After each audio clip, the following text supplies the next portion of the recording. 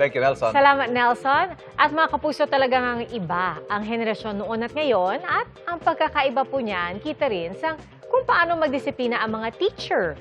Kapuso, what you think? Ano ba ang core memory mo noon ng school discipline? Yan ang tinutukan ni Dano Tingkungko. Bawat estudyante may kanya-kanyang core memory.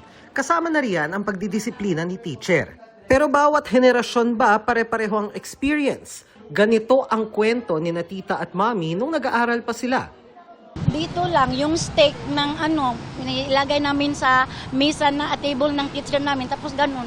Pag noon, batang 90s, pinapasquat ganila sa ilalim ng araw.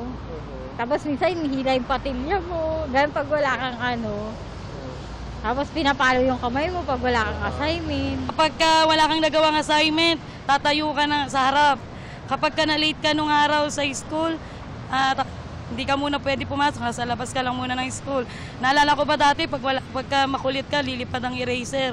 Ayon sa Teachers Dignity Coalition, marami sa mga ganyang nakagawi ang pagdidisiplina, illegal sa ibang bansa at dito rin sa Pilipinas. Ang kailangan nating maiklaro talaga ay yung policy natin, ano? Kasi we have of course 7610 yung batas, no, na ipinagbabawal ang lahat ng uri, no, ng pang-aabuso. Ba, pinagalitan mo yung bata, no, pinukpok mo yung lamesa, no, at yung bata ay nagulat, binato mo ng chalk yung bata, sinabi mo doon sa bata na babagsak kita kapag hindi ka nagpagupit, no. Lahat ng 'yan ay categorized as abuse, no, under this RA 7610. Pero sabi ng iba naming nakausap, dahil hindi na raw mahigpit ang mga guro ngayon, kaya hindi na disiplinado ang mga kabataan. Masyado nang nagiging kampante yung mga kabataan na ngayon na kaya na nila yung mga teachers nila.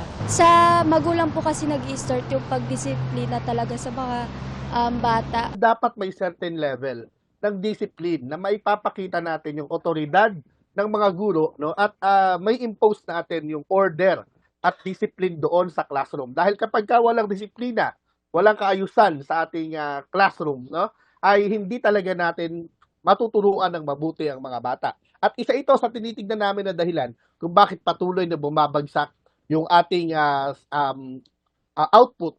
Sa panahon ngayon, ano kaya ang mas epektibong paraan ng pagdidisiplina sa mga estudyante?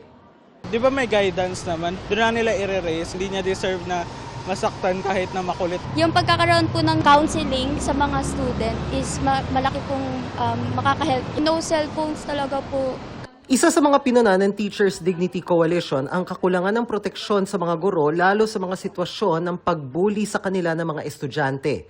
Maaari kasi silang akusahan ng pang-aabuso kung gaganti sila o poprotektahan ng sarili nila. Kaya isinusulong nila sa Kongreso ang panukalang Teachers Protection Policy kung saan may mga pwedeng gawin ang guro para disiplinahin ang mga pasaway na estudyante nang walang takot na baka baligtarin sila ng mga magulang at akusahan ng pang-aabuso. Kasama rin sa mga hinihingi ng grupo ang pagkakaroon ng mga guro ng libreng access sa abogado sakaling kasuhan sila.